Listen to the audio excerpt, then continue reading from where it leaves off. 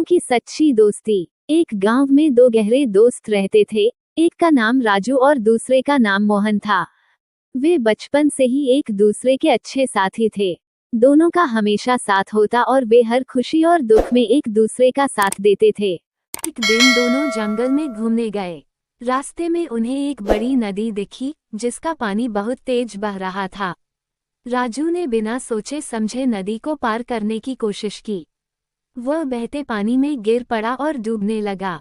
मोहन ने तुरंत उसे देखा और बिना देर किए उसे बचाने के लिए नदी में कूद पड़ा। मोहन ने राजू को पकड़ा और उसे किनारे तक खींच लाया। राजू कांपते तुमने अपनी जान की परवाह नहीं की, मुझे बचाने के लिए तुमने अपनी जान खतरे में डाल दी। मोहन मुस्कुराया और बोला, दोस्ती का मतलब यही है, जब तक हम दोनों एक दूसरे के साथ हैं, तब तक कोई भी मुश्किल हमें हरा नहीं सकती। राजू ने अपनी आंखों में आंसू लिए हुए कहा, तुमने मेरी जिंदगी बचाई है, मैं कभी तुम्हारा एहसान नहीं भूल सकता। मोहन ने कहा। दोस्ती में एहसान नहीं होते, बस एक दूसरे का साथ होता है। इस दिन के बाद राजू और मोहन की दोस्ती और भी मजबूत हो गई।